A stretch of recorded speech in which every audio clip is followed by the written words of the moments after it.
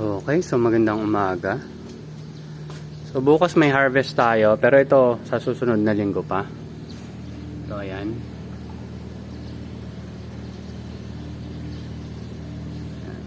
Yan yung April 14 natin. So kahapon nag-harvest din ako dito. Yan, may mga na pinutol tayo. Ginawa kong tea, so meron akong tea kahapon. Pero para ngayong araw, mauubos ko na agad yun eh. So, ang pinaghalo ko, sweet basil, tsaka lemon basil. So, siguro after a few days, gagawa ulit tayo. Tapos ito, yung tanim natin na Olmeti. May 10, yung seedling na yan. Ayan to, Thai basil to. Ito lang yung Thai basil dito eh. Mostly lemon, tsaka sweet basil. Yung kasing paborito ko. Ito naman. Goods na ba yan? Medyo malaki na, no?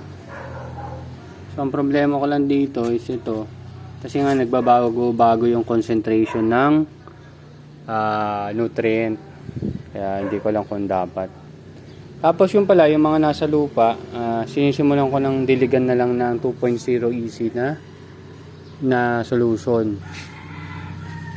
Para may nutrients sila or fertilizer. So, ito yung for harvest natin bukas.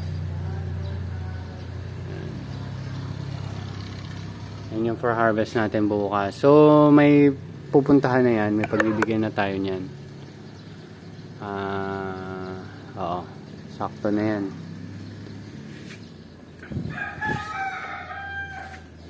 So, ngayon, yan, ito yung bell pepper natin. So, tuwing tanghali, medyo naiinitan talaga sila kaya medyo nalalanta. Pero nakaka-recover naman sila. Ito, May 10 naman yung seedling na to. Kasi ito yung April 25 natin, tapos April 30 yung nandun sa bandang likod. So, hindi sila yung sobrang uniform yung paglaki. Lalo na dito. Ito kasi na late na to, umpisa pa lang. Tapos doon, meron late din. Tapos dito naman, itong batch natin ng May 5, parang medyo okay yung ano nila, laki. Pero syempre, mayroon talagang lagging and mayroon talaga na uuna na mga seedlings. So ito, hopefully maka-recover. Kasi hindi siya lumalapat yung ugat niya dun sa nutrient solution. Talagang hindi siya lalaki pag ganun ang nangyari. So, ayan. So, yan yung isang i-solve ko sa next mga transplant ko kung paano na lagi talaga sila makaka-absorb ng nutrient solution. Kasi mahalaga yon. So, ito naman, dito sa batch na to, ito yung medyo lagging medyo nahuhuli. Pero goods naman overall, okay pa rin naman yung laki niya kahit papano. Then, ito yung next batch na ita-transfer natin. Pero kung makikita nyo, hindi lahat nag-germinate na maayos. So, yun, kukuha tayo doon. So, lalagyan ko rin to ng nutrient solution para lumaki-laki pa. So, ito yung bala kong i-harvest ngayon ng aking Scamander Red Crystal. Yan. So, bukas din, so kasabay ng harvest natin, after nun, magta-transfer naman tayo dito. Actually, ito yung ita-transfer ko. Yan. So, pupunuan na lang natin sila kasi isang styro box lang naman sila. So, may nutrient solution na to. Naka-ready na yan for lettuce. Pala, meron tayo ditong box na may iron. Ayun, dalawa lang naman yan. So, once na makita natin yung significant change in terms of siguro growth o tsaka yung laki, magdadagdag na rin tayo ng iron para mas maganda yung tubo ng halaman natin. So, ayan. So, yun, yung May 5 din. Ayan, May 5. So, kung mapansin nyo, medyo malit yung May 5 na nandun kasi medyo late ko yung na-transfer. Ito, kasabayan to nito. Parang nauna siya ng 1-2 araw yata bago ko ma-transfer yung nandun. Kaya medyo na-delay ng laki yon.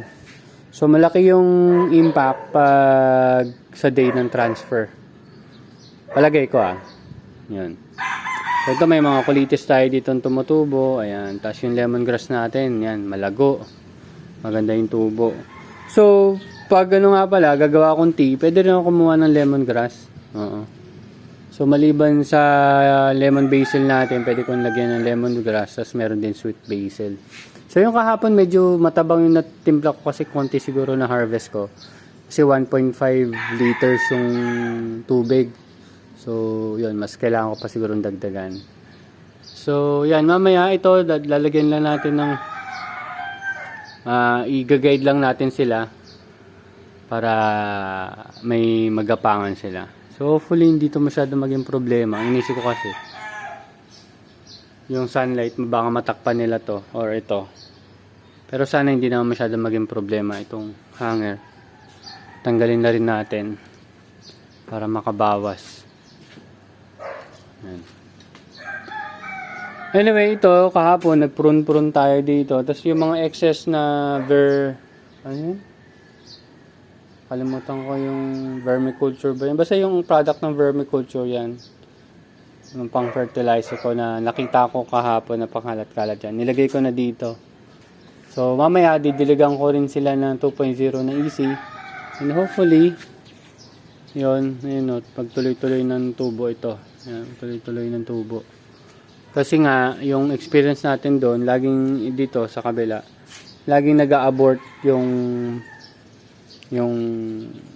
bunga. Yan. Although kung sa dami naman ng bunga, wala tayong problema. Ang problema natin, hindi siya lumalaki. So, nag-aantay pa tayo dito siguro after 2 weeks pa.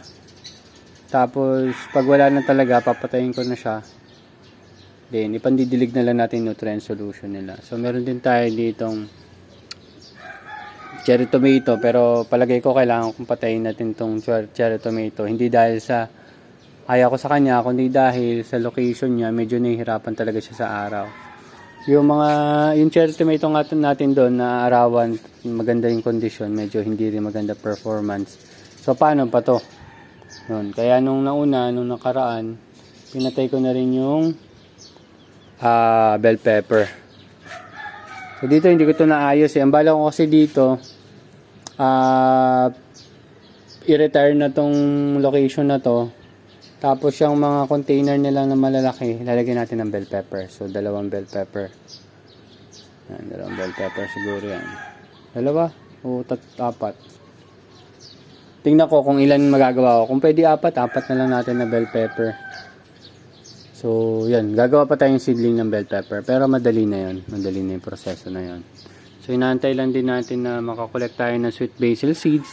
Kasi sa Thai basil seeds, medyo madami-dami na tayo. Sa lemon basil, marami-rami na rin tayong nakolekta. Ayan. So, yan. Ang dami naman bunga. Ayan. Dito. Diyan. Maraming bunga. Ang problema, hindi tumutuloy. Pero pag tumuloy yan, syempre, hindi natin siya i-retire.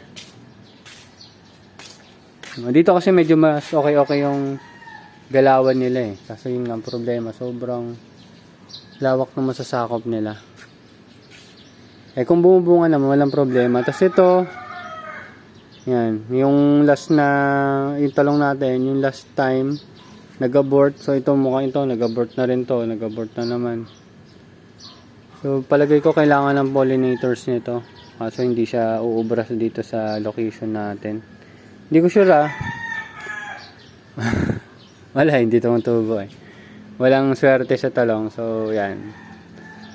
Papatay na lang din natin siya afterwards. Tapos, taniman na lang natin ng bell pepper. Kasi yung bell pepper, kung makita nyo, maganda naman yung bunga. Siguro, kasya siguro 4, no? Isa dito. Kasi kung mga ganyang kalaki yung... Ayun, ganyang kalaki, bumubunga na siya. So, palagi ko 4. Kaya, no? Igilid-gilid lang natin. Palagay ko kaya. Yung kasi 2 yung nilagay ko eh. 4 yan, kaya. Kaya yan. Tuwala lang.